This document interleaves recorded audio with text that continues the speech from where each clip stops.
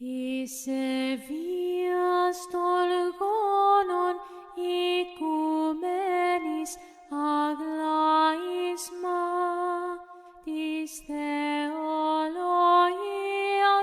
dormistin, que Christu pilon gnision, porphyrion timisomen pisti, don pliri charismaton ekpethos, demonondas galitrute asthenis, iate pisti crasontas, doxa dovedo condi siscin, doxa doce aia santi, doxa do energundi via su passinia mata.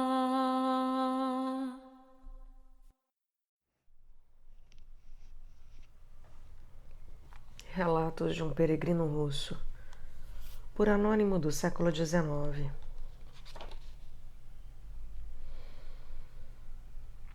Tradução para o português de Karen Andrea de Guise. Editora Vozes, canal Le Conde. Segundo relato.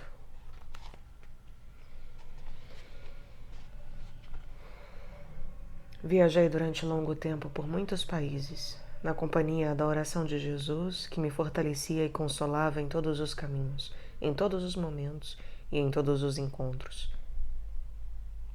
Acabei sentindo que seria melhor parar em algum lugar onde pudesse estar sozinho e estudar a Filocalia, que eu só conseguia ler à noite, quando parava para repousar ou durante o descanso do meio-dia. Desejava ardentemente mergulhar mais profundamente em sua leitura, para poder beber da doutrina verdadeira da salvação da alma através da oração do coração.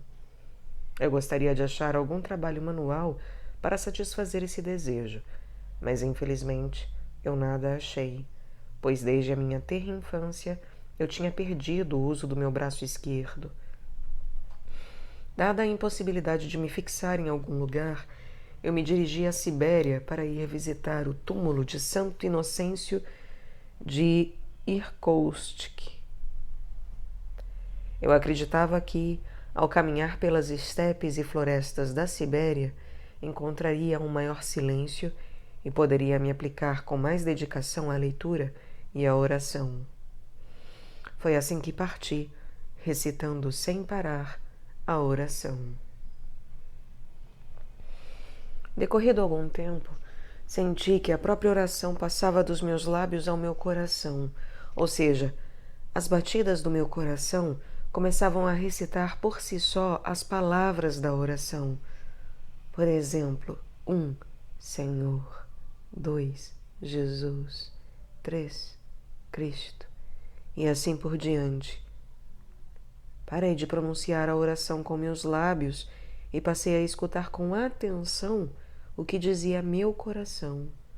Também tentei olhar dentro do meu coração, lembrando-me do meu falecido Starets, que dizia que essa sensação era muito agradável. Eu tinha a sensação de que meus olhos mergulhavam em seu interior e eu sonhava com as palavras do falecido Starets, que havia me descrito esse sentimento de beatitude. Senti em seguida uma leve dor no meu coração e no meu espírito, um amor tão grande por Jesus Cristo, que me parecia que, se eu pudesse vê-lo naquele momento, cairia a seus pés, abraçando-os e beijando-os, e os banharia com minhas lágrimas, agradecendo pela consolação que ele concedia a mim, criatura indigna e pecadora. Logo brotou em meu coração um calor benéfico que se espalhou pelo meu peito. Isso fez com que eu me aplicasse a uma leitura ainda mais atenta da Filocalia, a fim de verificar essas sensações e estudar o desenvolvimento da oração interior do coração.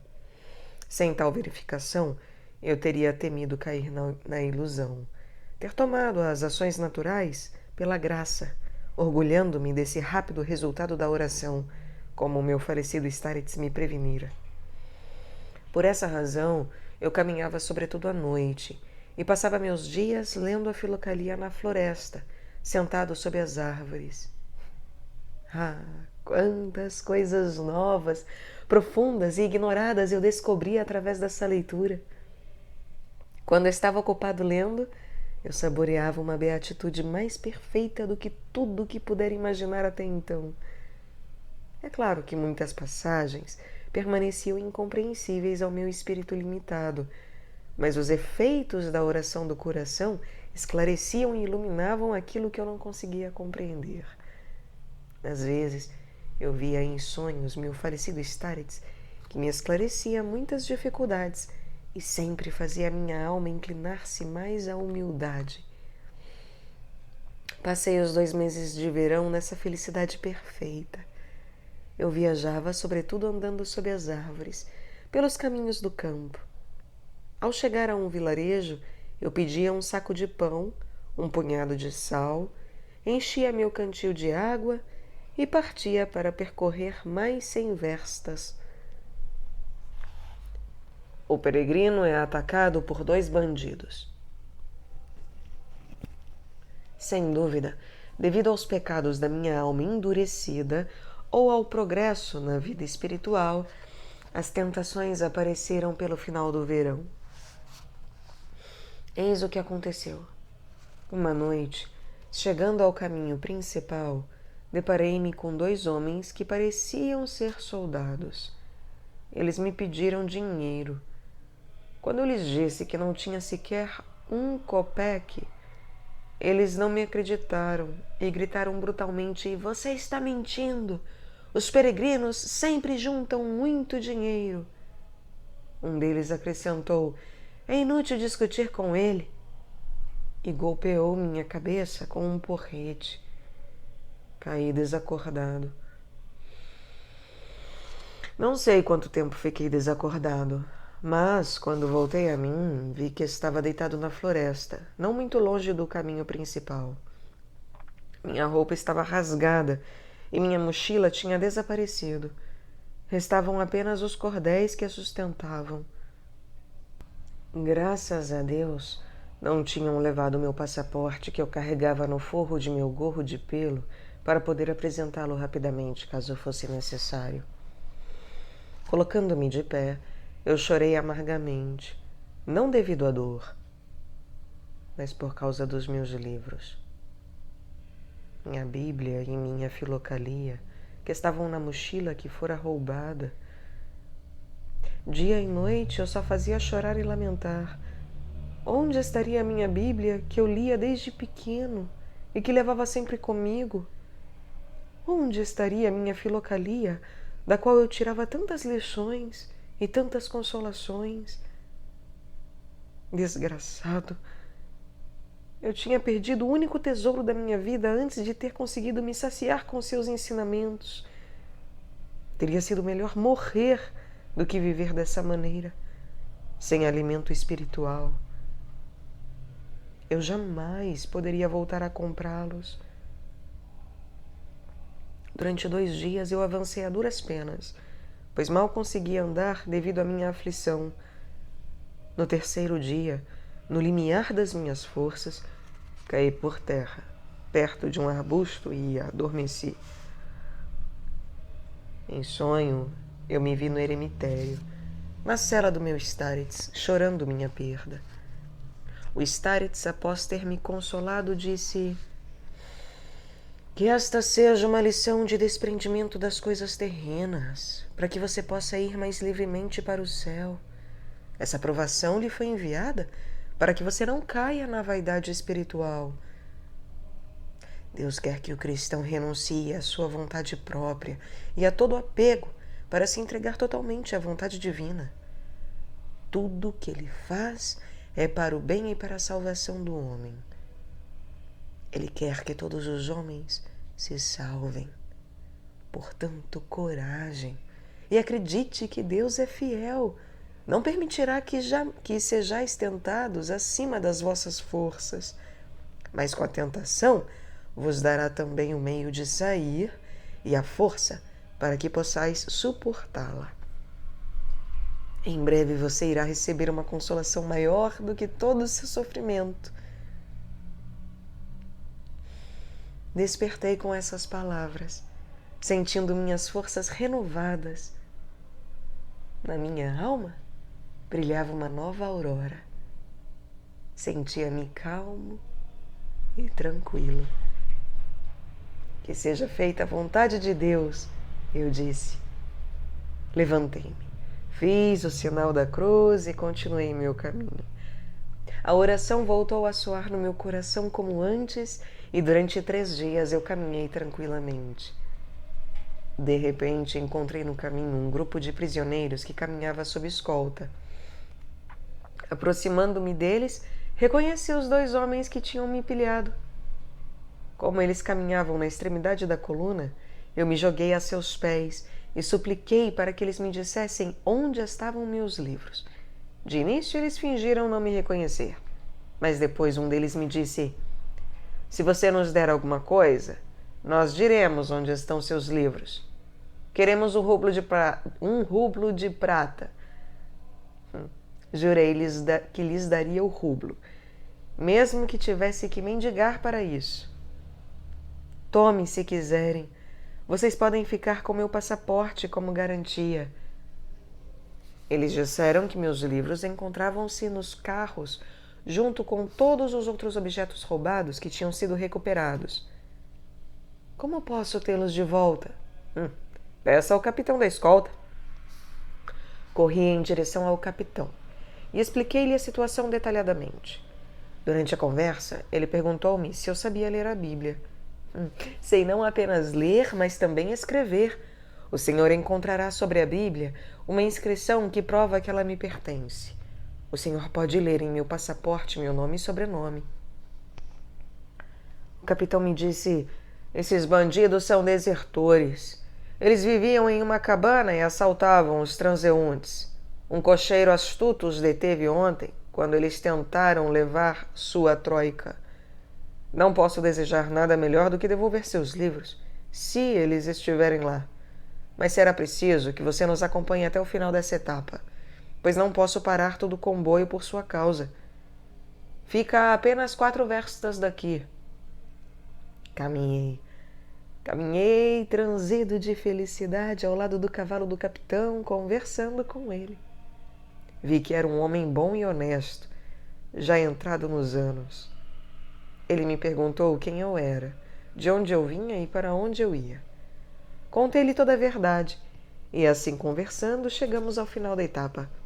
Ele achou meus livros, devolveu-os e disse: para onde você vai agora? Já é noite. Fique aqui comigo. Fiquei. Eu estava tão feliz por ter encontrado meus livros que eu não sabia como agradecer a Deus. Eu os apertei contra meu coração até sentir cãibras nos braços. Lágrimas de alegria escorriam pelo meu rosto e meu coração batia feliz. Vendo-me assim, o capitão disse: é fácil perceber que você gosta de ler a Bíblia. Minha alegria era tanta que eu não conseguia dizer uma palavra sequer. Eu apenas chorava.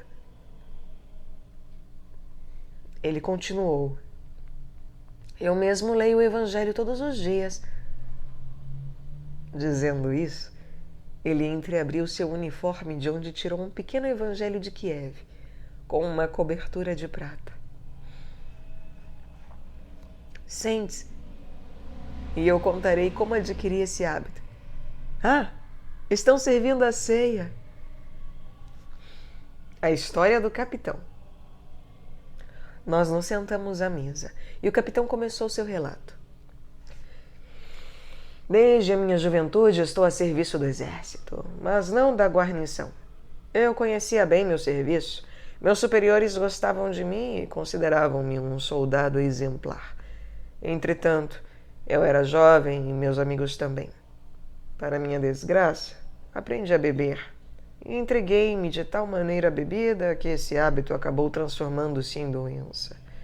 Sem a bebida, eu era um excelente oficial, mas bastava um menor copo para ficar 6 semanas pregado a uma cama. Tiveram paciência comigo. Mas um dia insultei um superior após ter bebido e acabei sendo degradado e condenado a servir 3 anos na guarnição.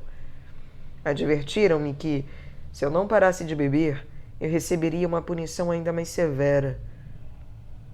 Encontrando-me nessa situação miserável, tentei me conter, tentei me tratar, mas não consegui me livrar da minha paixão. Decidiram enviar-me a um batalhão disciplinar.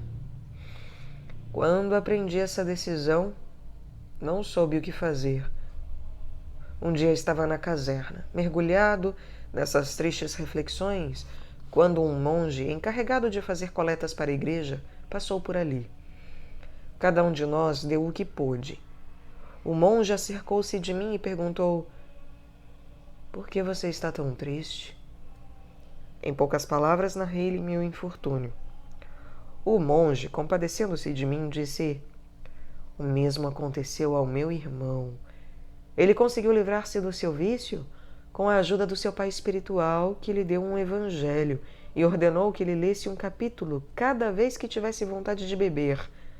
Se a vontade persistisse, ele deveria ler o capítulo seguinte e assim por diante." Meu irmão colocou esse conselho em prática e pouco tempo depois, a paixão pela bebida o tinha abandonado. Faz 15 anos que ele não bebe sequer uma gota de álcool. Faça o mesmo e logo você verá o resultado. Tem um evangelho. Se quiser, posso dá-lo a você. Ao ouvir essas palavras, eu disse: "Do que me adianta o seu evangelho, se nem todos os meus esforços, nem todos os remédios medicinais puderam conter meu vício?" Eu falava assim por jamais ter lido o evangelho. "Não diga isso", replicou o monge. "Garanto que você conseguirá." De fato, no dia seguinte ele me trouxe esse evangelho que trago aqui comigo. Eu o abri, dei uma olhada, li algumas frases e disse: "Não quero. Não entendo nada do que está escrito. Não tenho o hábito de ler essa escritura eclesiástica." Mas o monge continuou exortando-me, dizendo que nas próprias palavras do evangelho reside uma força benfazeja, pois essas palavras que encontramos impressas foram pronunciadas pelo próprio Deus. Não tem importância se você não entende o que está escrito. Apenas leia com atenção. Um santo disse: "Tu crês que há um Deus. Fazes bem. Também os demônios o creem e estremecem." Tiago, capítulo 2, versículo 19. E eu diria o seguinte: João Crisóstomo escreveu que até mesmo o lugar onde guardamos o evangelho intimida os espíritos das trevas e faz obstáculo às suas intrigas. Não me lembro mais direito, mas acho que dei algo ao monge. Peguei seu evangelho, o guardei no meu baú junto com as minhas coisas e esqueci-me completamente dele. Algum tempo depois, fui tomado por uma irresistível vontade de beber. Dirigi-me ao meu baú para pegar algum dinheiro e ir para a taberna. Ao descerrar o baú, o evangelho saltou-me aos olhos e lembrei-me vivamente das palavras do monge. Abri o evangelho e comecei a ler o primeiro capítulo segundo Mateus. Li até o fim, sem compreender nada. Mas lembrei-me do que o monge explicara. Não tem importância se nada entendemos, basta ler com atenção. Pois bem, disse para mim mesmo: vamos tentar mais um capítulo. A leitura me pareceu mais compreensível. Estava começando a ler o terceiro capítulo quando soou o sino da caserna anunciando o início das atividades noturnas. Não havia mais como sair do quartel. Fiquei, portanto, sem beber. Na manhã seguinte, ao sair para comprar bebida, eu perguntei-me: e se eu lesse mais um capítulo do Evangelho? O que aconteceria? Eu li e fiquei tranquilo. Tive ganas de beber ainda mais uma vez, mas voltei a ler o Evangelho e senti-me aliviado e reconfortado. Cada vez que eu era acometido pelo desejo do álcool, eu me atacava a um capítulo do Evangelho. Quanto mais o tempo passava, melhor era o resultado.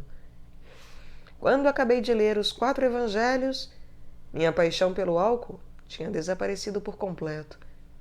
Eu me tornara indiferente à bebida. Faz 20 anos que não bebo nenhuma bebida forte. Todos ficaram surpresos diante da mudança. Passados 3 anos, fui readmitido no corpo dos oficiais e passei por todas as graduações até chegar ao posto de capitão. Casei-me com uma mulher excelente. Conseguimos juntar algum dinheiro e hoje em dia, graças a Deus, as coisas vão cada vez melhor. Ajudamos os pobres como podemos e recebemos os peregrinos. Tenho um filho que já é oficial. É um rapaz maravilhoso. Pois bem, como você vê, desde a minha cura prometi a mim mesmo que leria todos os dias, durante toda a minha vida, um dos 4 evangelhos por inteiro. Não admito que nada me impeça de fazer isso. Quando estou acabrunhado por causa do trabalho ou muito cansado, eu me deito e peço à minha mulher ou ao meu filho que leiam o evangelho para mim. Dessa forma, observo o meu propósito. Em agradecimento e para exaltar a glória de Deus, mandei encadernar esse evangelho em prata maciça e carrego sempre junto ao meu peito. Escutei com prazer as palavras do capitão e disse: conheci um caso semelhante. Em nossa cidade, trabalhava na fábrica um operário excelente que conhecia perfeitamente seu ofício. No entanto, para sua infelicidade, ele bebia frequentemente. Um homem piedoso o aconselhou a recitar, cada vez que ele tivesse vontade de beber, 33 vezes a oração de Jesus em honra da Santíssima Trindade e segundo o número de anos da vida terrestre de Jesus Cristo. Foi isso que ele fez e logo parou de beber. E a história não acaba por aí. 3 anos depois, ele entrou em um monastério. O que vale mais? Perguntou o capitão. A oração de Jesus ou o Evangelho? Tudo é uma coisa só, respondi. O Evangelho é como a oração de Jesus, pois o nome divino de Jesus Cristo encerra em si todas as verdades evangélicas. Os santos padres dizem que a oração de Jesus resume todo o Evangelho. Depois dissemos as preces e o capitão começou a ler o Evangelho de Marcos desde o princípio. Enquanto o escutava, eu seguia orando no meu coração. O capitão terminou sua leitura às 2 horas da manhã e fomos dormir. Como era de costume, levantei-me cedo pela manhã, quando todos ainda dormiam. Estava amanhecendo quando mergulhei na leitura da minha querida Filocalia. Com que alegria a abri! Eu tinha a impressão de ter reencontrado meu pai após uma longa ausência, ou um amigo ressuscitado dentre os mortos. Eu a beijei e agradeci a Deus por tê-la me devolvido. Comecei a ler Teoleptus de Filadélfia, na segunda parte da Filocalia. Fiquei surpreso em constatar que ele aconselha a dedicarmos-nos simultaneamente a 3 ordens de atividade. Quando estivermos sentados à mesa, diz ele, dê ao seu corpo o alimento, ao seu ouvido a leitura e ao seu espírito a oração. A lembrança da agradável noite da véspera elucidou-me esse pensamento. Compreendi então o mistério da diferença entre o coração e o espírito. Quando o capitão acordou, fui agradecê-lo pela sua bondade e despedi-me dele. Ele me ofereceu um chá, deu-me um rublo de prata e nos separamos. Tendo percorrido uma versta, lembrei-me da minha promessa de dar um rublo aos soldados e agora esse rublo me tinha sido enviado de uma maneira completamente inesperada. Deveria dar-lhes meu rublo ou não? Por um lado, eles me bateram e me assaltaram, e o rublo não lhes é de nenhuma utilidade, já que eles estão presos. Mas, por outro lado, lembre-se daquilo que está escrito na Bíblia. Se teu inimigo tiver fome, dá-lhe de comer. Se tiver sede, dá-lhe de beber. E o próprio Jesus Cristo disse: amai vossos inimigos. E ainda, se alguém quiser arrancar sua capa, dê-lhe também seu manto. Persuadido, voltei sobre meus passos e cheguei ao lugar onde pernoitáramos no momento exato onde o comboio se preparava para partir. Corri na direção dos dois malfeitores, dei-lhes meu rublo e disse: orem e façam penitência. Jesus Cristo é o amigo dos homens. Ele não os abandonará. Com estas palavras parti e retomei meu caminho, indo em sentido contrário. Solidão. Após ter feito 50 verstas pela estrada principal, decidi caminhar pelas trilhas solitárias do campo que eram mais propícias à leitura. Caminhei longo tempo pelas florestas. De tempos em tempos, chegava a um vilarejo. Frequentemente eu me acomodava na floresta o dia inteiro para ler a Filocalia, de onde extraía conhecimentos surpreendentes e profundos. Meu coração inflamava-se com o desejo de unir-se a Deus através da oração interior que eu me esforçava em estudar e praticar segundo as indicações da Filocalia. Ao mesmo tempo, sentia-me triste por não ter encontrado nenhum abrigo onde pudesse dedicar-me tranquila e ininterruptamente à leitura. Nessa época, eu também lia minha Bíblia e sentia que começava a compreendê-la melhor, pois as passagens bíblicas me pareciam menos obscuras. Os santos padres têm razão quando afirmam que a Filocalia é a chave que dá acesso aos mistérios ocultos na Escritura. Com a sua ajuda, eu descobri o que significavam as expressões o homem interior no fundo do coração, a verdadeira oração, a adoração em espírito, o reino no interior de nós, a intercessão do Espírito Santo. E compreendi também o sentido destas palavras: vós estáis em mim, estar revestido do Cristo, as bodas do Espírito em nosso coração, a invocação Abba, Pai e muitas outras. Quando orava no fundo do meu coração, tudo o que me cercava surgia sob seu aspecto mais encantador. As árvores, a grama, os pássaros, a terra, o ar, a luz, todos pareciam dizer que existiam para o homem, que davam testemunho do amor de Deus pelo homem. Tudo orava, tudo cantava glória a Deus.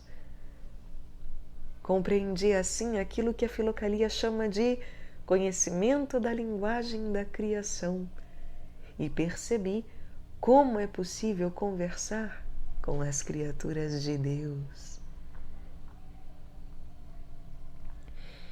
História de um guarda florestal. Assim viajei durante longo tempo.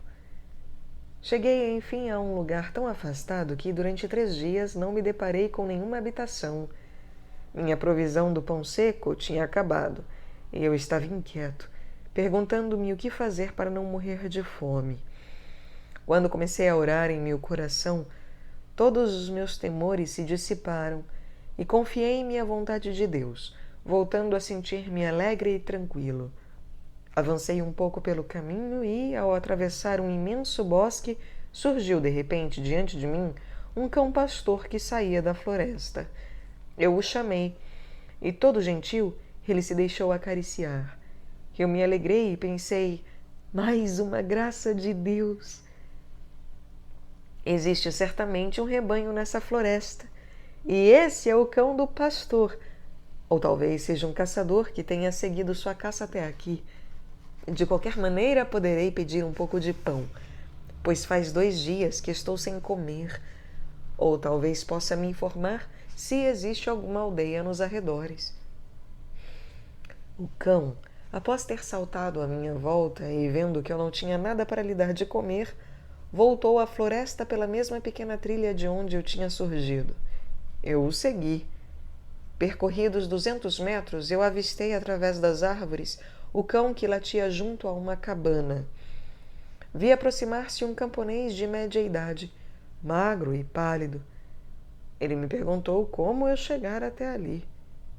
Perguntei o que ele fazia em um lugar tão ermo. Trocamos algumas palavras amigáveis. O camponês convidou-me a entrar na sua cabana. Explicou-me que era guarda florestal e que cuidava daquela floresta que devia ser abatida dentro de algum tempo. Ele me ofereceu pão e sal e começamos a conversar. Como invejo essa vida solitária que você leva, eu disse. Tão diferente da minha, sempre errando o mundo afora e em contato com todo tipo de gente. Se você quiser, você pode viver aqui sem o menor problema. Existe uma outra cabana, um pouco afastada, onde vivia o antigo guarda. Ela está um pouco danificada, mas podemos dar um jeito para o verão. Toda semana enviam um pão do nosso vilarejo. Portanto, haverá o suficiente para nós 2. Temos também um riacho que jamais fica seco. Faz 10 anos, irmão, que como apenas pão e bebo apenas água. No entanto, no outono, quando os trabalhos nos campos terão terminado, virão para cá 200 homens para derrubar as árvores. Não terei mais nada a fazer e também não permitirão que você permaneça aqui. Ao ouvir essas palavras, fui tomado por uma tal alegria que quase me joguei a seus pés. Não sabia como agradecer a Deus pela sua bondade para comigo. Tudo o que eu desejava e que me afligia, eu recebi de uma hora para outra. Ainda faltavam 4 meses até a metade do outono. Eu poderia, durante esse período, aproveitar do silêncio e da paz para estudar, com a ajuda da filocalia, a oração perpétua no interior do coração. Assim, resolvi instalar-me na cabana indicada. Continuamos a conversar, e esse singelo irmão contou-me sua vida e suas ideias. Eu não era qualquer um no meu vilarejo. Tinha um ofício, era tintureiro. Eu tingia os tecidos de vermelho e azul. Vivia contente, mas em pecado, pois frequentemente enganava minha clientela e perjurava. Era grosseiro, beberrão e briguento. Havia no nosso vilarejo um velho chantre que possuía um livro antiquíssimo sobre o julgamento final. Frequentemente, ele era pago para visitar os fiéis e ler esse livro. Eu também o recebia na minha casa. Na maior parte das vezes, dava-lhe 10 copeques com um copo de aguardente e ele ficava lendo até o cantar do galo. Uma vez, eu o escutei enquanto trabalhava. Ele lia uma passagem sobre as torturas do inferno e sobre a ressurreição dos mortos, como Deus virá nos julgar, como os anjos farão soar suas trombetas, sobre o fogo e o pez que cairão sobre os ímpios e como os vermes irão devorar os pecadores. De repente fiquei aterrorizado e pensei: não escaparei desses tormentos. Pois bem, vou dedicar-me à salvação da minha alma, e talvez eu consiga redimir meus muitos pecados. Refleti durante longo tempo e decidi abandonar meu ofício. Vendi minha casa e, como eu morava sozinho, tornei-me guarda florestal, pedindo como salário apenas um pouco de pão, algo para me cobrir e círios para acender durante minhas orações. Faz mais de 10 anos que vivo aqui. Como só pão uma vez ao dia e bebo apenas água. Todas as noites eu me levanto ao cantar do galo e faço minhas genuflexões e saudações até o chão. Quando oro, acendo 7 velas diante dos ícones. Durante o dia, enquanto caminho pela floresta, carrego sobre a pele correntes que pesam 60 libras. Não cometo perjúrio, não bebo cerveja ou álcool, não brigo com ninguém e não conheço mais mulheres ou moças.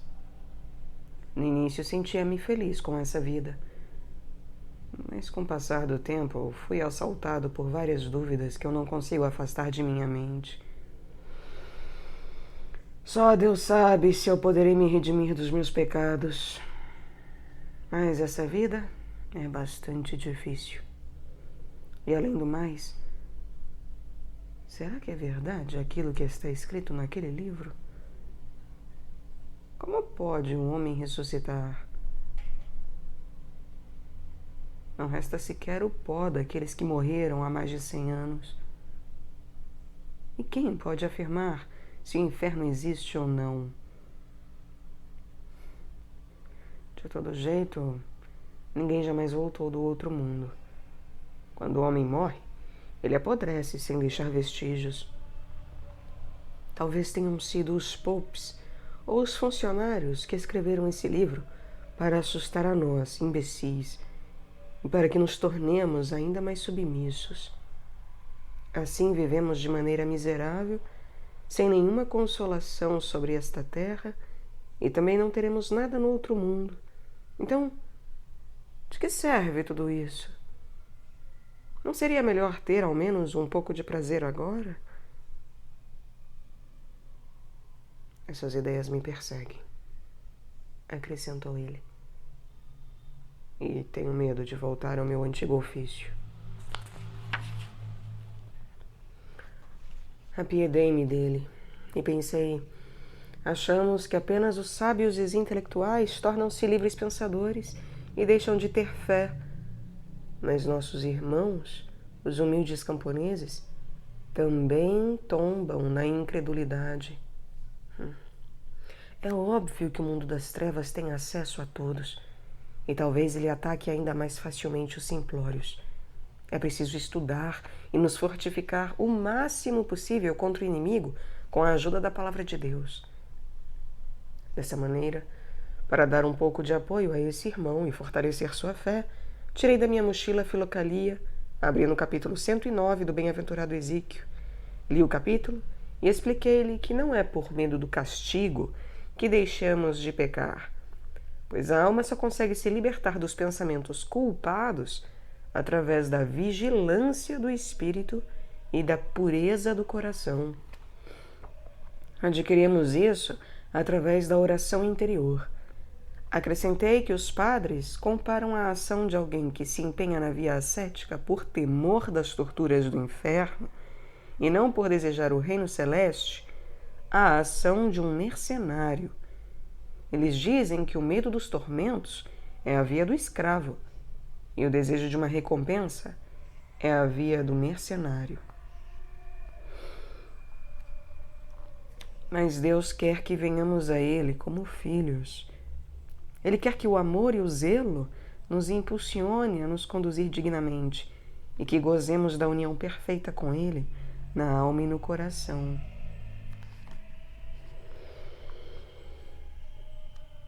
Você pode exaurir-se, impor-se às provas e às proezas físicas mais difíceis. Se você não tiver Deus no espírito e a oração de Jesus no coração, você jamais estará ao abrigo dos pensamentos ruins. Você estará sempre disposto a pecar à menor oportunidade. Dedique-se, irmão, a recitar sem cessar a oração de Jesus. Isso lhe será fácil nessa solidão, e você logo verá os benefícios. As ideias ímpias desaparecerão. A fé e o amor por Jesus Cristo lhe serão revelados. Você compreenderá como os mortos podem ressuscitar e verá o julgamento final da maneira como ele realmente é. E haverá tanta leveza e tanta alegria no seu coração que você ficará surpreso. Você não se sentirá mais fatigado ou perturbado por causa da sua vida de penitência. Em seguida, expliquei-lhe da melhor maneira possível como recitar a oração de Jesus segundo o mandamento divino e os ensinamentos dos padres. Ele parecia não pedir nada além disso, e pareceu-me menos aflito. Separei-me dele então e entrei na velha cabana que ele tinha me indicado. Trabalhos espirituais. Meu Deus, que alegria, que alívio, que arrebatamento eu senti ao cruzar a soleira da porta daquele reduto, ou melhor dizendo, daquele sepulcro. Ele me pareceu um magnífico palácio repleto de delícias. Agradeci a Deus com lágrimas de alegria e pensei, pois bem, agora nessa tranquilidade e nessa paz é preciso trabalhar seriamente e orar para que o Senhor esclareça e ilumine meu espírito. Assim comecei a ler, com grande atenção a Filocalia do começo ao fim. Após algum tempo eu terminei a minha leitura e divisei toda a santidade, sabedoria e profundidade contidas nesse livro. Mas como o livro trata de assuntos diversos, não consegui tudo compreender nem juntar as forças do meu espírito em torno do ensinamento único de oração interior com o intuito de chegar à oração espontânea e perpétua no interior da oração. No entanto, eu ansiava compreender esse ensinamento segundo o mandamento divino transmitido pelo apóstolo. Procurai com zelo os melhores dons e também não extingais o espírito. Refleti sobre essas palavras sem saber o que fazer. Faltavam-me inteligência e entendimento suficientes para compreendê-las, e não tinha ninguém para ensinar-me. Cansarei o Senhor à força das minhas orações, e talvez Ele queira iluminar meu espírito. Assim passei o dia inteiro orando sem parar um momento sequer. Meus pensamentos se acalmaram e eu adormeci. De repente me vi em sonho na cela do meu Starets. Ele me explicava a Filocalia, dizendo: esse santo livro contém grande sabedoria. É um tesouro misterioso de ensinamentos sobre os desígnios secretos de Deus. Ele não é acessível a todos, mas contém máximas que podem ser aplicadas a cada um, profundas para os espíritos profundos e simples para os simples. É por esta razão que vocês, pessoas simples, não devem ler os livros dos padres na sequência em que eles são apresentados. Essa é uma disposição de acordo com a teologia. Mas aquele que não é instruído e deseja aprender a oração interior na Filocalia deve seguir a seguinte ordem. Primeiro, ler o livro do monge Nicéforo, na segunda parte. Depois, o livro de Gregório Sinaíta por completo, com exceção dos capítulos curtos. Em seguida, as 3 formas da oração de Simeão, o novo teólogo, e seu Tratado da Fé. E, por último, o livro de Calixto e Inácio. Encontramos nesses textos o ensinamento completo da oração interior do coração, ao alcance de todos. Se você quiser um texto ainda mais compreensível, leia na 4ª parte o modelo resumido da oração de Calixto, patriarca de Constantinopla. Segurando a Filocalia entre minhas mãos, procurei a passagem indicada sem conseguir encontrá-la. O Starets virou algumas páginas e disse: "Ei-la aqui, vou marcá-la para você." Apanhando um pedaço de carvão que estava por terra, ele fez um traço na margem da página em frente ao trecho indicado. Escutei com atenção todas as palavras do Starets e tentei guardá-las em todos os detalhes e com precisão na minha memória. Acordei, e como o sol ainda não tinha se levantado, continuei deitado, rememorando tudo o que tinha visto em sonho e repetindo aquilo que o Starets me dissera. Depois comecei a refletir. Deus sabe se foi a alma do meu falecido Starets que me apareceu dessa maneira ou se são minhas próprias ideias que tomaram essa forma, pois penso muito a miúde na Filocalia e no Starets. Levantei-me com essa dúvida, turvando o meu espírito. Amanhecia. De repente, vi sobre a pedra que me fazia às vezes de mesa a Filocalia, aberta na página indicada pelo Starets e marcada com um traço de carvão, exatamente como no meu sonho. O próprio carvão ainda repousava ao lado do livro. Fiquei impressionado, pois lembrava-me que esse livro não estava lá na véspera. Eu o tinha colocado fechado perto de mim antes de adormecer. E também me lembrava que não havia nenhuma marca nessa página. Esse acontecimento fez com que eu acreditasse na veracidade da aparição e confirmou-me a santidade da memória do meu Starets. Assim, recomecei a leitura da Filocalia segundo a ordem indicada. Li uma vez, depois outra. Essa leitura inflamou meu zelo e meu desejo de provar em ações tudo o que tinha lido.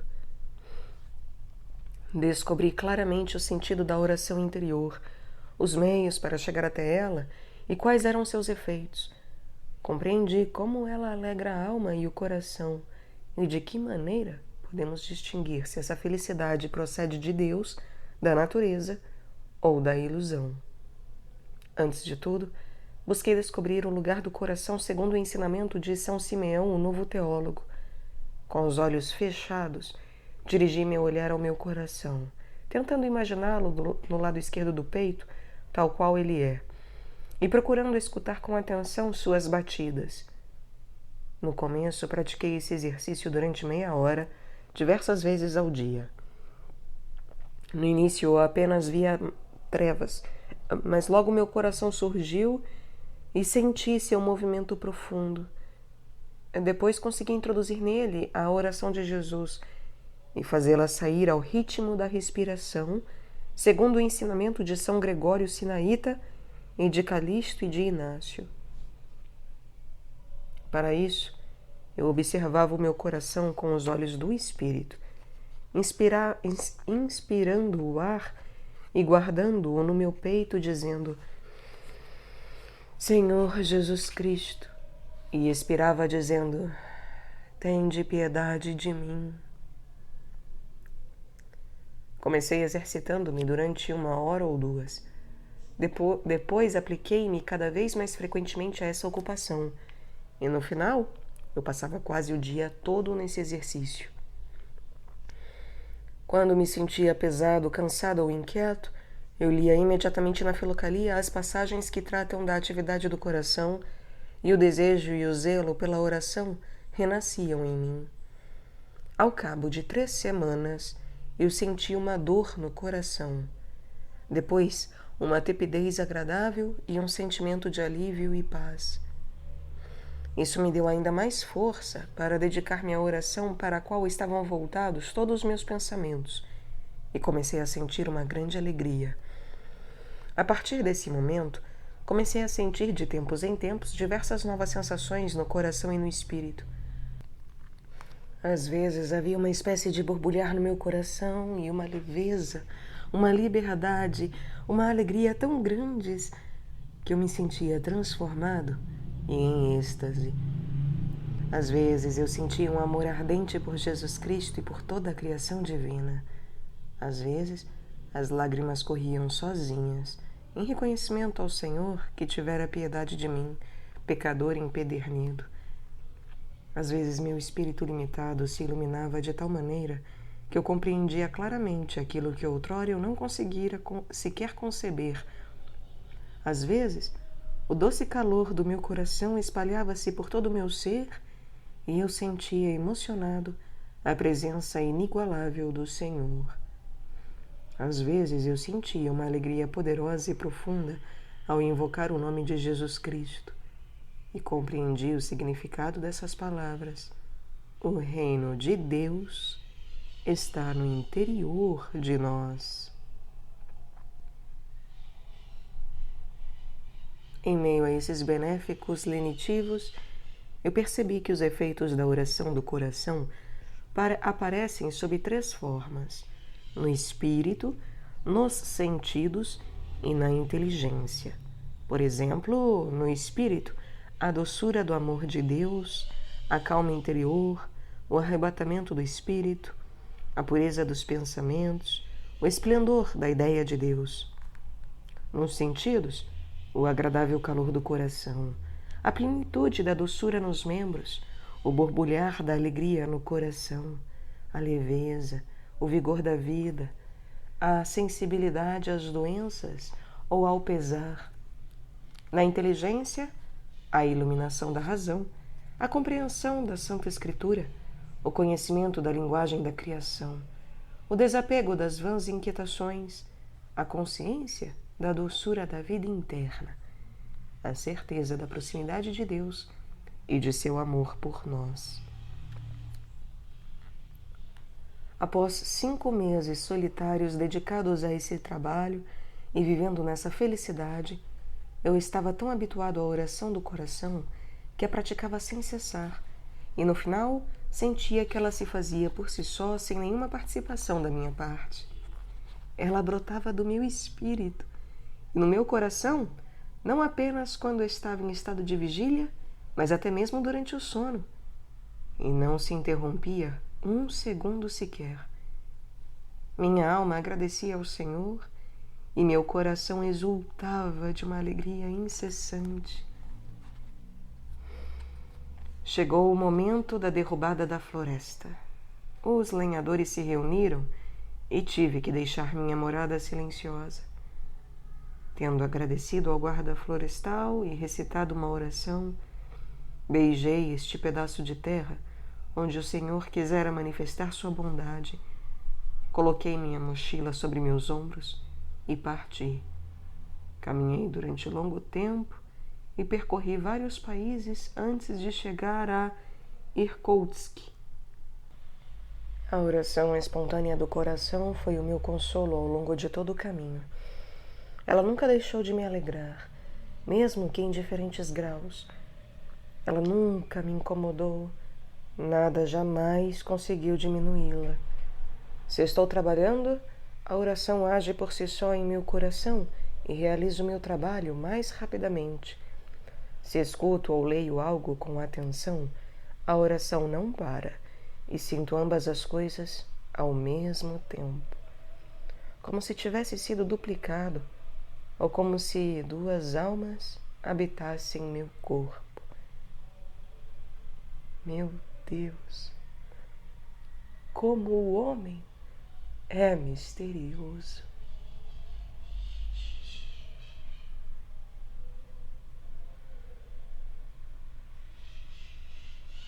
O salto do lobo. Numerosas são tuas obras, Senhor. Fizeste-as todas com sabedoria. A terra está cheia de tuas criaturas. Encontrei no meu caminho vários casos extraordinários, tantos que, se eu quisesse narrar todos eles, levaria vários dias.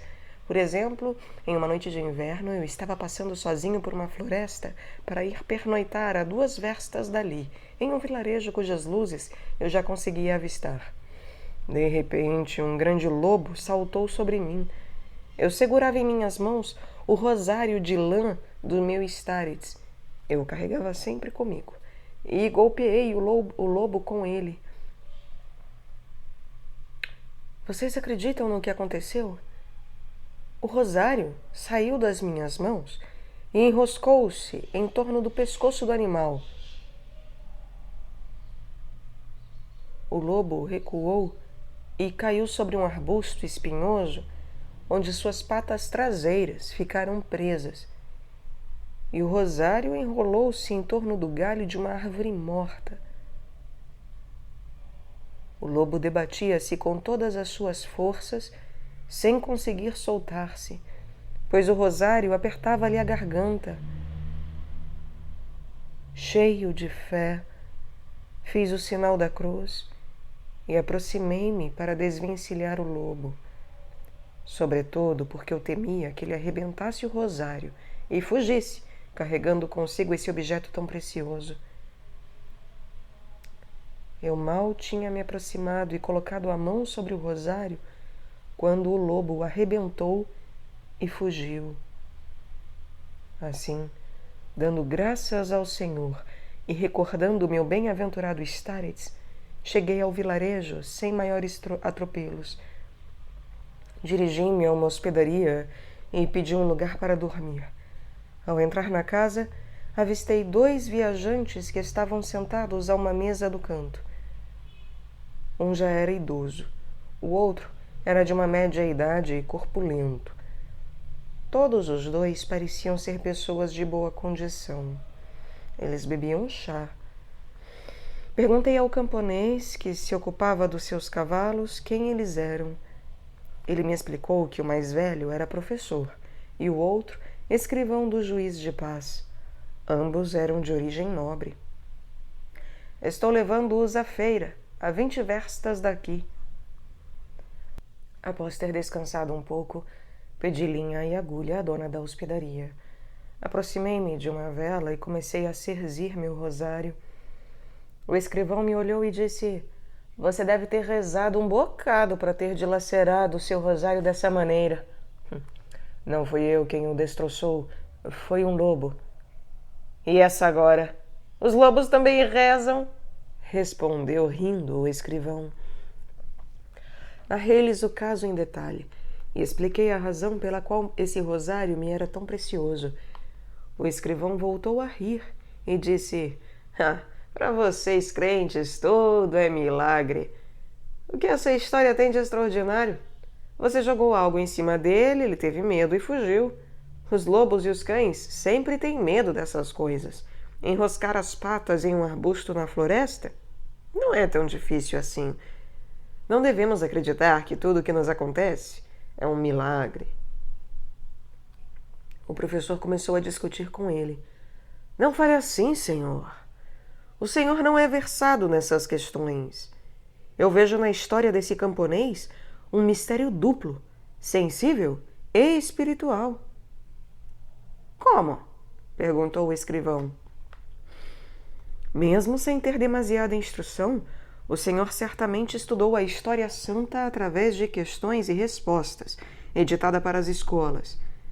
O senhor se lembra que quando o primeiro homem, Adão, estava no estado de inocência, todos os animais lhe eram submissos. Eles se aproximavam dele com temor, e ele os nomeava.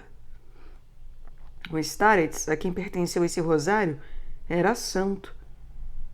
E o que é a santidade? Nada mais do que o retorno do pecador ao estado de inocência do primeiro homem, graças aos esforços e às virtudes. A alma santifica o corpo. O rosário estava sempre entre as mãos de um santo. Portanto, através do contato permanente com suas mãos e suas emanações, esse objeto foi impregnado de uma força santa, a força do estado de inocência do primeiro homem. Eis o mistério da natureza espiritual.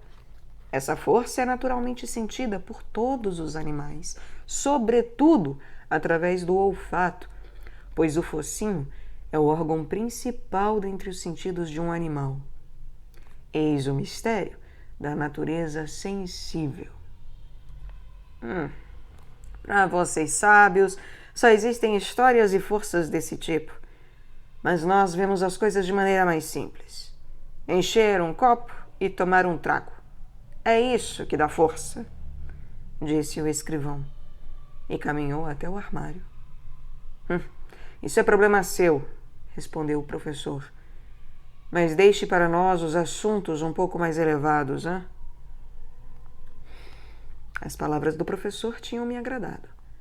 Aproximei-me dele e disse: permita-me contar-lhe algumas coisas sobre o meu Starets.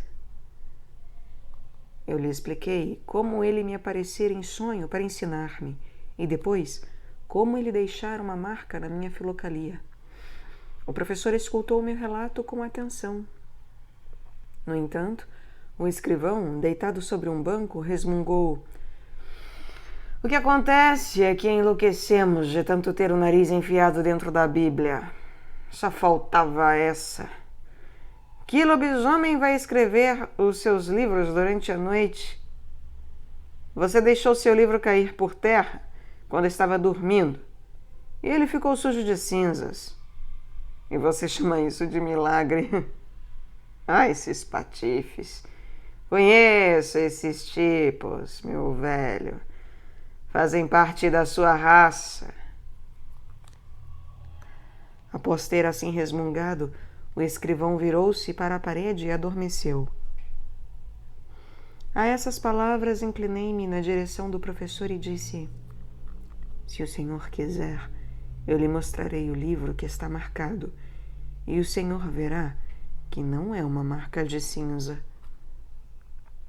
Tirei a filocalia da minha mochila e mostrei-a a ele, dizendo: fico perplexo ao constatar que uma alma desincorporada possa pegar um pedaço de carvão e escrever. O professor observou a marca dentro do livro e disse: esse é o mistério dos espíritos. Vou explicá-lo a você. Quando os espíritos aparecem a um homem sob uma forma corpórea, seu corpo visível está composto de luz e de ar, elementos que pertenceram ao seu corpo mortal. E como o ar é dotado de elasticidade, a alma, que está revestida desse ar, pode agir, escrever ou pegar objetos. Mas que livro é esse? Hein? Deixe-me vê-lo. Ele o abriu na passagem que narra o discurso e o tratado de Simeão, o novo teólogo. Ah, esse é sem dúvida um livro de teologia. Eu não o conheço. Esse livro, meu pai, contém quase que exclusivamente o ensinamento da oração interior do coração em nome de Jesus Cristo. Ela está detalhadamente explicada aqui pelos 25 santos padres. Ah, a oração interior. Eu sei o que é isso, disse o professor. Inclinei-me na sua direção e pedi-lhe que me contasse alguma coisa sobre a oração interior. Pois bem, no Novo Testamento está escrito que o homem e toda a criação ficaram sujeitos à vaidade, não por sua vontade, mas por causa do que a sujeitou, na esperança de que também a mesma criatura será libertada da servidão da corrupção para a liberdade da glória dos filhos de Deus. Romanos capítulo 8, versículos 19 e 20. Esse misterioso movimento da criação, esse desejo inato das almas, é a oração interior. Não podemos aprendê-la, pois ela está em tudo e em todos. Mas como podemos alcançá-la, descobri-la e senti-la no coração? Como nos conscientizarmos e a acolhermos voluntariamente até que ela haja ativamente, alegrando, iluminando e salvando a alma? Perguntei. Não sei se os tratados teológicos falam a respeito, respondeu o professor. Ah, mas aqui nesse livro está tudo escrito, exclamei. O professor pegou um lápis, anotou o título da filocalia e disse: eu irei certamente encomendar esse livro em Tobolsk. Eu estudarei.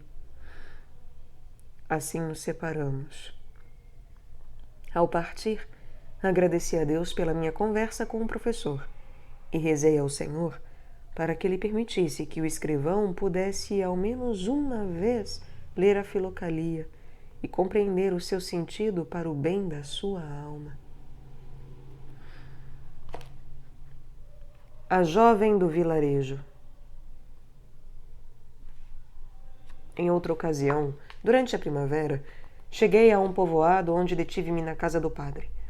Era um homem boníssimo que vivia sozinho. Passei 3 dias na sua casa. Após ter me observado durante esse tempo, ele disse: fique comigo e eu lhe darei um salário. Preciso de um homem em quem confiar. Você, com certeza, percebeu que estamos construindo uma nova igreja de pedra, perto da antiga, que é de madeira. Não consigo achar ninguém consciencioso para supervisionar os trabalhadores e para ficar na capela, para recolher as doações para a construção. Sei que você poderia fazer esse trabalho e que essa ocupação lhe seria conveniente, pois você estaria sozinho na capela orando a Deus. Há um quarto isolado onde você poderá ficar. Fique, eu lhe peço, pelo menos até que a igreja esteja terminada. Hein? Recusei durante algum tempo, mas enfim tive que ceder à insistência do sacerdote. Fiquei, portanto, para o verão, até o outono, e instalei-me na capela. No início, tive bastante sossego e pude dedicar-me à oração. Mas, sobretudo nos dias de festa, muitas pessoas vinham à igreja, uns para orar, outros para bocejar e alguns para surrupiar alguns trocados da bandeja das doações. Como às vezes eu lia a Bíblia ou a Filocalia, alguns visitantes começaram a conversar comigo, enquanto outros pediam que eu lesse para eles. Após algum tempo, percebi que uma jovem vinha frequentemente à capela e lá ficava bastante tempo orando. Ao prestar atenção aos seus murmúrios, descobri que ela dizia preces estranhas, algumas completamente desfiguradas. Perguntei: quem ensinou isso a você? Ela me disse que fora sua mãe, que era ortodoxa, mas que seu pai era um raskolnik, um velho crente, pertencente à seita dos que não têm padres. Sua situação comoveu-me, e eu a aconselhei a recitar as orações corretamente, segundo a tradição da Santa Igreja. Ensinei-lhe o Pai Nosso e a Ave Maria. No final eu disse: recite sobretudo a oração de Jesus.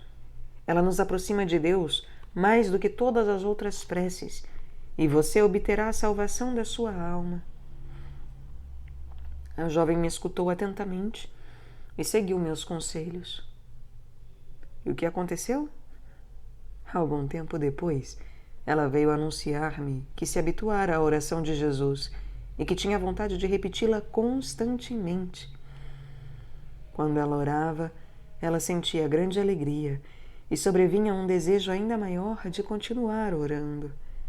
Alegrei-me ao ouvir essas palavras e aconselhei-a a continuar orando cada vez mais, invocando o nome de Jesus Cristo.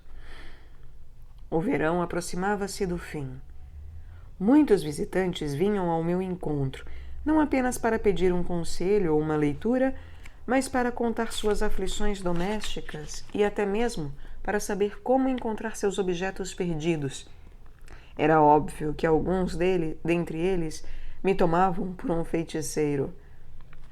Um dia, sentindo-se extremamente infeliz, essa jovem acudiu ao meu encontro para perguntar o que ela deveria fazer. Seu pai queria casá-la contra sua vontade com um raskolnik, e um camponês iria celebrar a cerimônia. "Esse casamento não é legal", exclamou ela. "Isso não passa de devassidão. Eu quero fugir agora mesmo." Eu disse: "E para onde você vai?" Não importa para onde você vá, eles irão encontrá-la, pois você não poderá esconder-se em lugar algum sem ter documentos, e chegarão facilmente a você. É melhor orar a Deus com fervor para que Ele, através dos seus próprios caminhos, mude a resolução de seu pai e salve sua alma do pecado e da heresia. Isso é melhor do que a ideia de fuga. O tempo passava, o barulho e as distrações me eram cada vez mais difíceis de suportar. Enfim, o verão terminou. Decidi deixar a capela e retomar meu caminho como antes. Procurei o padre e lhe disse: "Meu pai, o senhor conhece minhas disposições. Preciso de calma para me dedicar à oração. Fiz aquilo que o Senhor me pediu, permanecendo aqui durante todo o verão. Agora deixe-me ir e abençoe meu caminho solitário. O padre não queria me deixar ir embora e tentou pressionar-me com seu discurso. O que o impede de rezar aqui? A única coisa que você precisa fazer é ficar na capela. Pão não lhe falta. Ore dia e noite se você quiser. Viva com Deus. Aqui você é útil e capaz. Não fala tolices com os visitantes, é fiel e honesto e garante os ganhos para a Igreja de Deus. Aos olhos do Senhor, isso é melhor do que a sua oração solitária. Por que ficar sempre só? Quando estamos acompanhados, rezamos com muito mais alegria. Deus não criou o homem para que ele ficasse só, mas para que cada um ajude o seu próximo e juntos obtenham a salvação, cada um segundo suas possibilidades. Observe os santos e os doutores ecumênicos.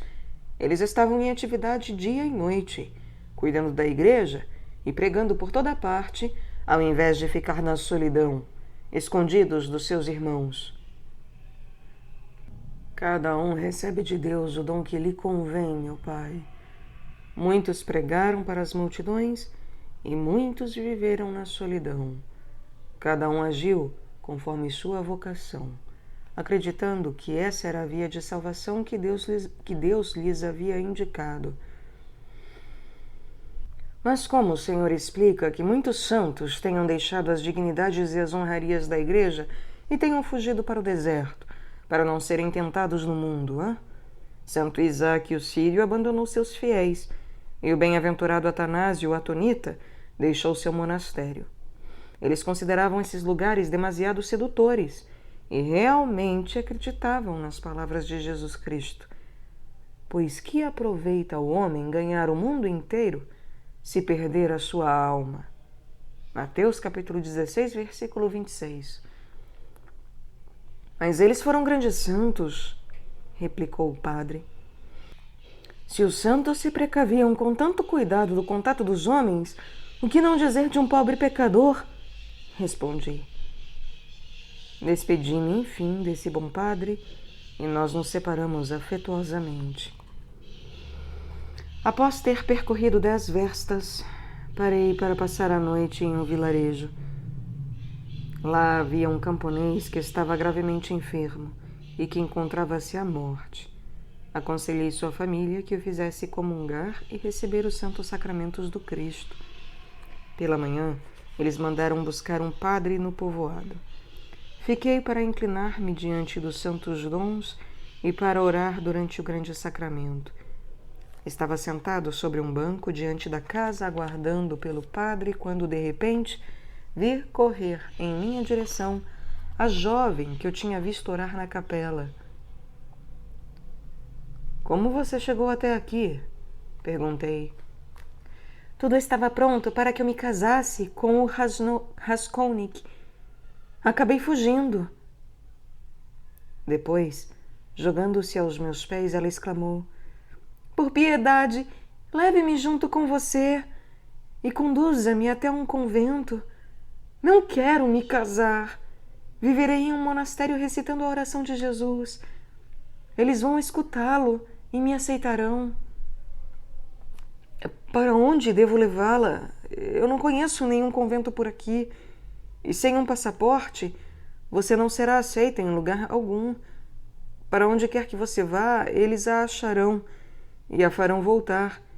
E você será severamente punida pela sua fuga. Volte para casa e ore a Deus. Se você não quer se casar, finja alguma incapacidade. Isso se chama uma mentira piedosa. Assim agiu, entre outras, a Santa Mãe de Clemente, a bem-aventurada Marina, que encontrou sua salvação em um monastério de homens. Nós ainda estávamos conversando quando vimos chegar 4 camponeses em uma charrete puxada por 2 cavalos. Eles galoparam diretamente na nossa direção e, acercando-se da jovem, colocaram-na na charrete. Um deles a conduziu de volta enquanto os outros 3 atavam minhas mãos e me forçavam a voltar ao vilarejo onde eu tinha passado o verão. A todas minhas tentativas de explicações, eles respondiam gritando: "Nós vamos mostrar, santinho, o que acontece com quem seduz as garotas por aqui." Ao anoitecer, eles me levaram à prisão do vilarejo. Colocaram-me em ferros e abandonaram-me até a manhã seguinte, quando eu seria julgado. O padre, sabendo que eu estava na prisão, veio me visitar, trazendo a ceia. Ele me consolou e disse que tomaria minha defesa, declarando, enquanto meu confessor, que eu não tinha as tendências das quais estava sendo acusado. Ele ficou um pouco comigo e depois partiu. Ao cair da noite, passou por ali o chefe do distrito e contaram a ele o ocorrido. Ele deu ordem para que a assembleia comunitária fosse convocada e que me levassem a julgamento. Depois de termos entrado, ficamos de pé esperando. O chefe do distrito não demorou a chegar. Sem sequer tirar o chapéu, logo sentou-se à mesa, gritando já visivelmente agitado: "Ei, Epifânio! Essa jovem, sua filha, ela não levou nada de sua casa?" "Nada, senhor." "Ela não cometeu nenhuma besteira com esse idiota?" "Não, senhor." "Então o caso está julgado e decidido. Faça com a sua filha o que bem quiser, e quanto a esse sujeito, amanhã nós faremos com que ele parta e que jamais volte a colocar os pés aqui. E isso é tudo." Tendo dito essas palavras, o chefe do distrito levantou-se e foi dormir. Quanto a mim, levaram-me de volta à prisão. No dia seguinte, de manhã cedo, vieram 2 camponeses me açoitarem, para em seguida me libertarem. Parti agradecendo ao Senhor, que me permitira sofrer em seu nome. Isso me serviu de consolo e estimulou ainda mais a minha dedicação à prática da oração. Todos esses acontecimentos não me deixaram triste. Era como se eles tivessem acontecido com outra pessoa e eu fosse apenas o espectador. Eu conseguira suportar até mesmo o açoite, pois a oração alegrava meu coração e não permitia que eu fizesse atenção a outra coisa. Após ter percorrido 4 verstas, encontrei a mãe da moça que voltava do mercado. Ela parou e disse: "O noivo nos deixou. Ele aborreceu-se com a Culca por ela ter fugido." Ela deu-me pão e biscoitos e eu continuei meu caminho. O tempo estava bom e eu não tinha vontade de dormir em nenhum povoado. Avistei 2 montes de feno na floresta e lá me instalei para passar a noite. Adormeci e comecei a sonhar que estava caminhando na estrada, lendo os capítulos de Santo Antônio, o Grande, na Filocalia. De repente, o Starets veio ao meu encontro e me disse: "Não é essa passagem que você deve ler." E ele me indicou o capítulo 35 de João de Cárpatos, onde está escrito: "Às vezes o discípulo é entregue à desonra e suporta provações por aqueles a quem ele ajudou espiritualmente." E ele me mostrou ainda o capítulo 41, onde está escrito: "Todos aqueles que se dedicarem ardentemente à oração são presa das tentações mais terríveis e exaustivas." Em seguida ele me disse: "Tenha coragem e não se deixe abater. Lembre-se das palavras do apóstolo: aquele que está em ti é maior do que aquele que está no mundo." Você conheceu agora, por experiência própria, que não há tentação que esteja além das forças do homem, pois com a tentação vos dará também o meio de sair e a força para que possais suportá-la. Os santos, que não apenas passaram sua vida orando, mas que também buscaram por amor ensinar e iluminar os outros, foram sustentados pela esperança na ajuda do Senhor. Eis as palavras de Gregório de Tessalônica a esse respeito. Não basta orar continuamente ao nome de Jesus Cristo, segundo o mandamento divino. É preciso mostrar esse ensinamento a todos, monges, laicos, inteligentes ou simplórios, homens, mulheres ou crianças, para despertar neles o zelo pela oração interior. O bem-aventurado Calixto Telicoudas expressa-se da mesma maneira. A atividade espiritual, ou seja, a oração interior, o conhecimento contemplativo e os meios para elevar a alma não devem ser guardados apenas para si. É preciso comunicá-los através da escrita ou através de discursos pelo bem e pelo amor de todos. A palavra de Deus afirma que o irmão que é ajudado pelo seu irmão é como uma cidade alta e forte. É preciso apenas fugir da vaidade com todas as suas forças e velar para que o bom grão do ensinamento divino não seja levado pelo vento. Ao acordar, senti uma enorme alegria em meu coração e uma nova força brotou em minha alma. E assim segui meu caminho. Curas maravilhosas.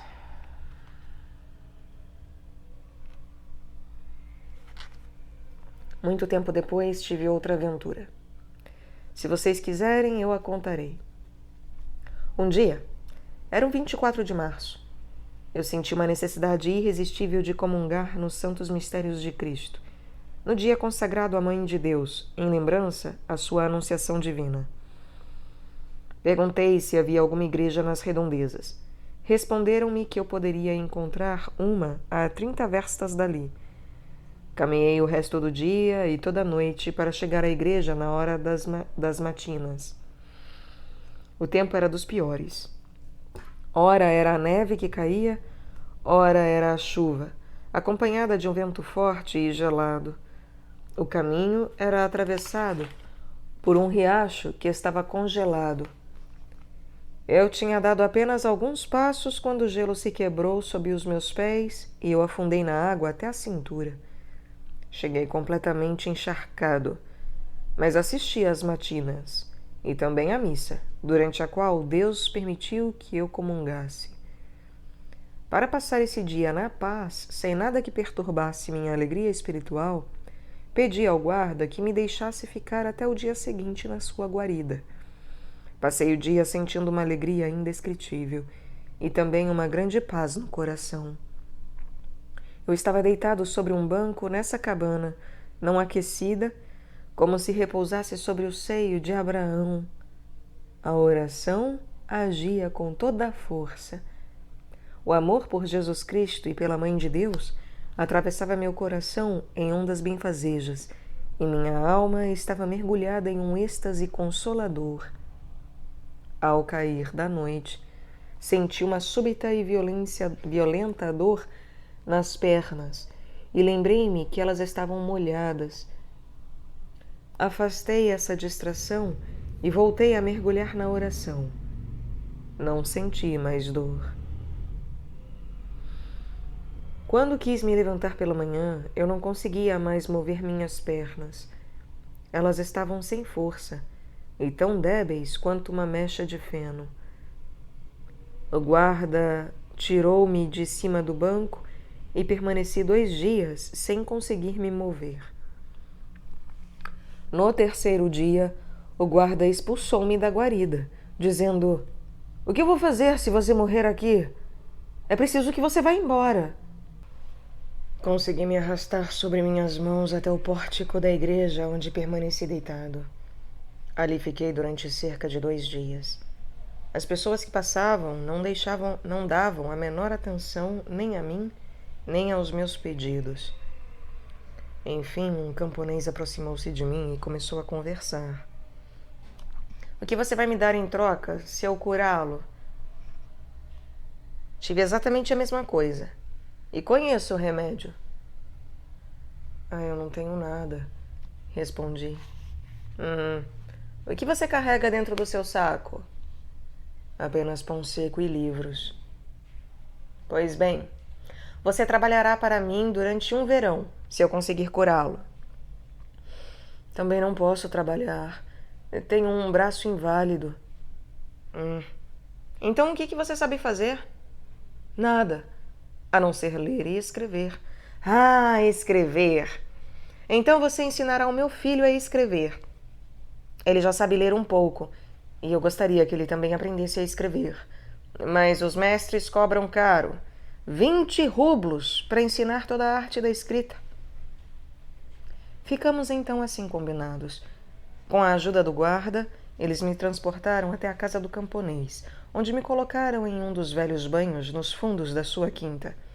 Ele começou então o meu tratamento, colhendo nos campos, nas alamedas e nos poços destinados ao lixo uma grande quantidade de velhos ossos de animais e de pássaros de todo tipo. Ele os lavou, os quebrou em pedacinhos com a ajuda de uma pedra e os colocou dentro de uma grande vasilha que foi coberta com uma tampa que continha um furo no meio. Em seguida, ele derramou todo o conteúdo dentro de um recipiente que ele tinha afundado na terra. Cuidadosamente untou o fundo do recipiente com uma camada grossa de argila e o cobriu com achas de lenha que ele deixou queimando durante mais de 24 horas. Ao colocar a lenha, ele me disse: tudo isso vai virar uma espécie de piche de ossos. No dia seguinte, ele desenterrou o recipiente para dentro do qual tinha escorrido, através do orifício na tampa, cerca de 1 litro de líquido grosso, avermelhado e oleoso, que tinha cheiro de carne fresca. Os ossos tinham ficado na vasilha. Antes, eles tinham um aspecto negro e apodrecido. Agora, eles estavam tão brancos e transparentes quanto o nácar ou as pérolas. Eu friccionava minhas pernas 5 vezes ao dia com esse líquido.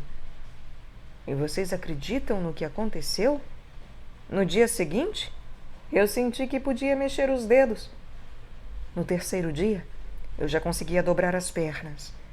E no 5º dia, eu consegui ficar de pé e caminhar no pátio com a ajuda de um cajado. Ao cabo de 1 semana, minhas pernas estavam normais. Agradeci a Deus e disse a mim mesmo: a sabedoria de Deus é revelada nas suas criaturas. Os ossos secos ou podres, já prestes a voltar à terra, guardam em si a força vital, a cor e o cheiro. Eles exercem sua ação sobre os corpos vivos, aos quais eles podem devolver a vida. Era uma dádiva da ressurreição futura. Eu tinha tido a oportunidade de fazer o guarda florestal conhecer isso. Ele, que duvidava da ressurreição dos corpos e em cuja casa eu morei. Assim curado, comecei a ensinar ao menino. Escrevi como modelo a oração de Jesus e fiz com que ele a copiasse, mostrando-lhe como as letras se formavam. Para mim, essa tarefa era um repouso, pois durante o dia ele trabalhava na casa do intendente e só vinha ao meu encontro quando este estava dormindo, ou seja, de manhã cedo. A criança era esperta e logo estava escrevendo de forma praticamente correta. O intendente, vendo-o escrever, perguntou-lhe: quem o está ensinando a escrever? O menino respondeu que era o peregrino manco que vivia na propriedade deles, na velha casa de banhos. O intendente, curioso, era um polonês, veio me ver e chegou no momento exato em que eu lia a Filocalia. Ele conversou um pouco comigo e disse: o que você está lendo? Mostrei-lhe o livro. Ah, é a Filocalia, ele disse. Eu ouvi esse livro na casa do nosso cura, quando eu morava em Vilna. Mas ouvi dizer que ele contém estranhas receitas e procedimentos de oração inventados por alguns monges gregos, que seguem o exemplo de alguns fanáticos da Índia e de Bolkara, que, por sua vez, enchem seus pulmões e começam a gritar de maneira estúpida quando conseguem sentir uma pequena comichão no coração, pois eles acreditam que essa sensação natural é uma oração dada por Deus. Para cumprirmos nosso dever para com Deus, basta recitar, como nos ensinou o Cristo, o Pai Nosso todas as manhãs, e estamos quites pelo resto do dia. Mas se ficarmos repetindo o tempo todo a mesma coisa, corremos o risco de enlouquecer e de prejudicar o coração. Não fale assim desse santo livro, meu bom senhor. Não são simples monges gregos que o escreveram, mas antigos e santos personagens que sua igreja também venera, como Antônio o Grande, Macário o Grande, Marcos o Asceta, João Crisóstomo e outros. Os monges da Índia e de Bolcara utilizaram a técnica da oração do coração, mas eles a desfiguraram e a arruinaram. Assim contou meu Staritz.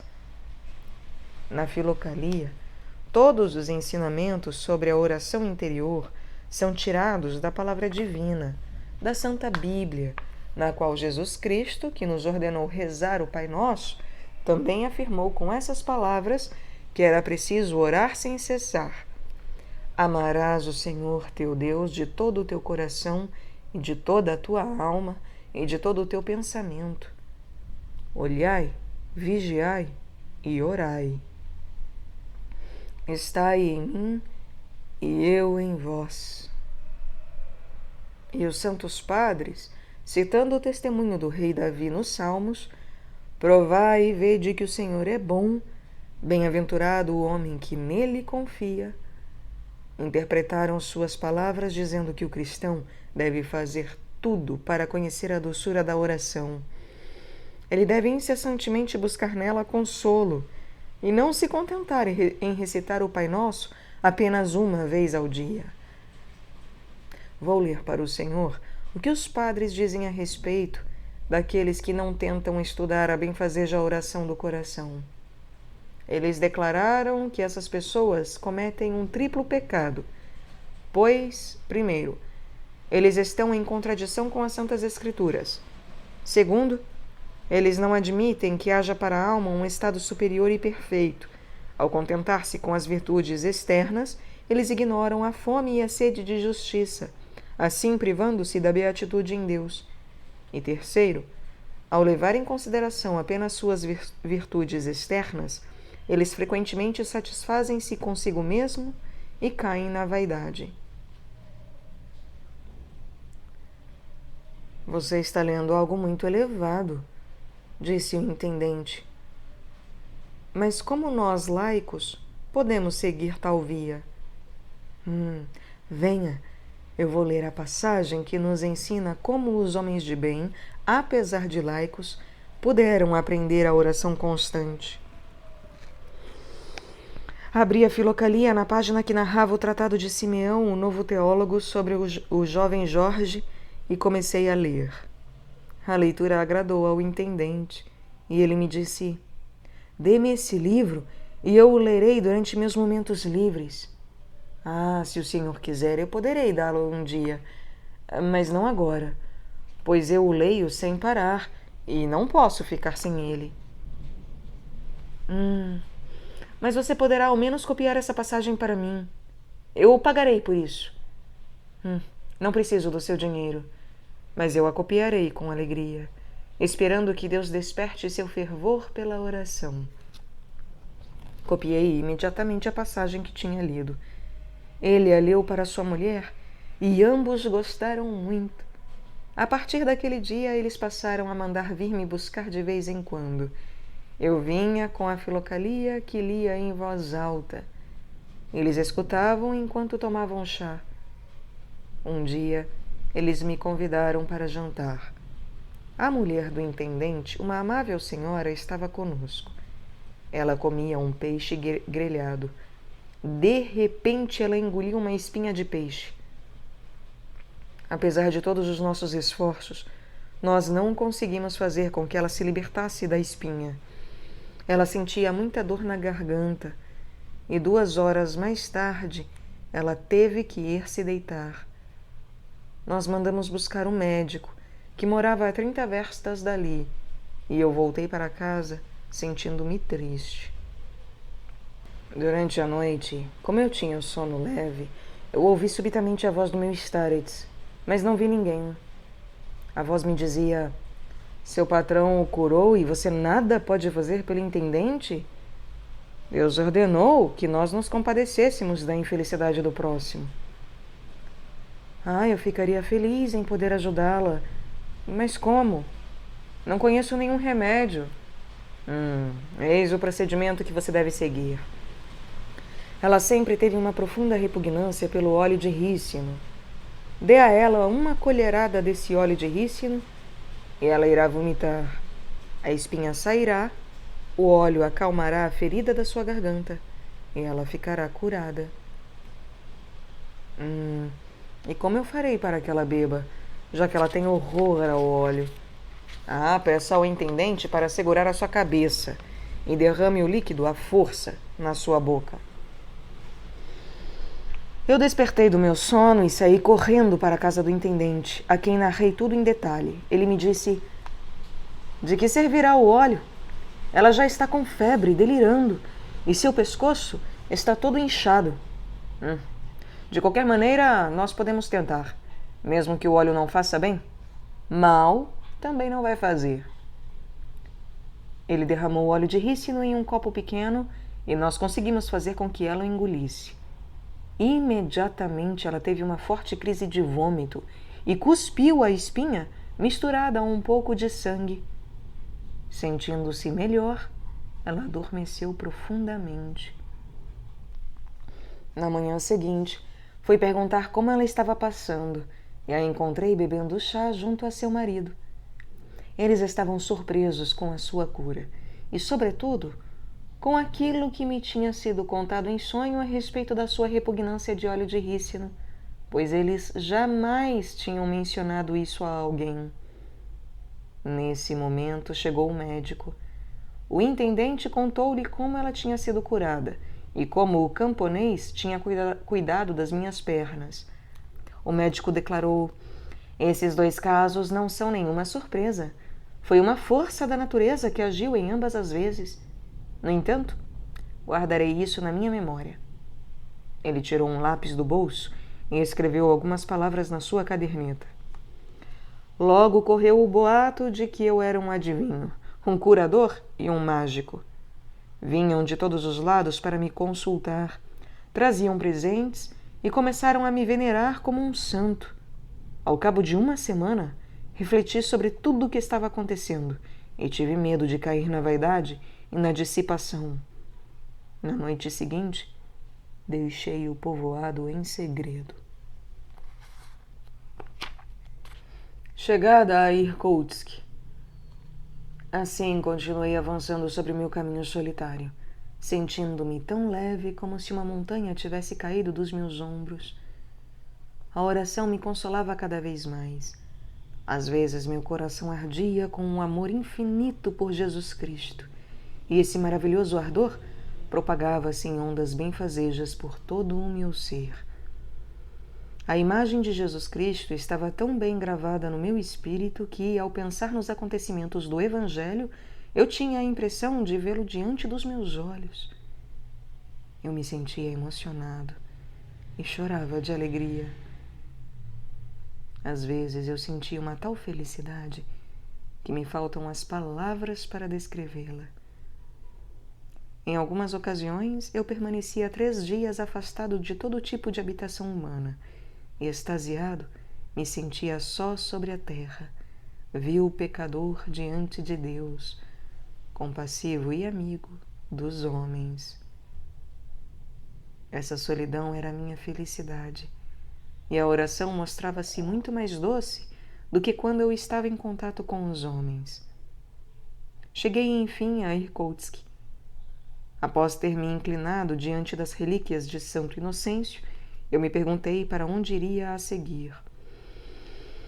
Não sentia a menor vontade de permanecer muito tempo na cidade, pois ela era muito povoada. Eu caminhava pelas ruas refletindo a respeito. De repente encontrei um mercador do país que me deteve e disse: "Você é um peregrino?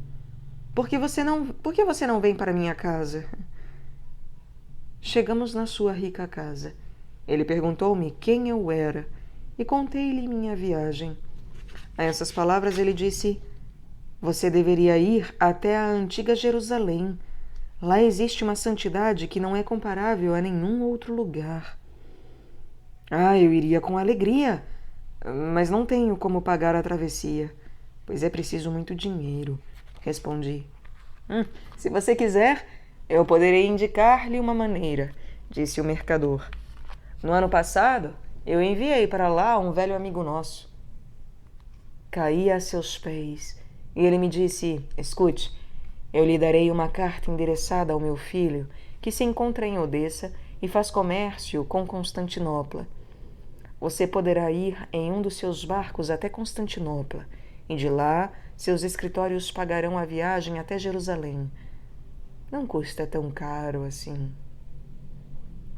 Ao ouvir essas palavras, enchi-me de alegria. Agradeci profundamente esse benfeitor e agradeci sobretudo a Deus, que manifestava um amor assim tão paternal para comigo, pecador empedernido, que não fazia nenhum bem nem a si nem aos outros, e que comia, sem tê-lo merecido, o pão de outrem. Fiquei 3 dias na casa desse generoso mercador. Ele me deu uma carta endereçada a seu filho. E agora vou a Odessa, na esperança de poder chegar à santa cidade de Jerusalém. Mas não sei se o Senhor permitirá que eu me incline diante do seu sepulcro vivificante.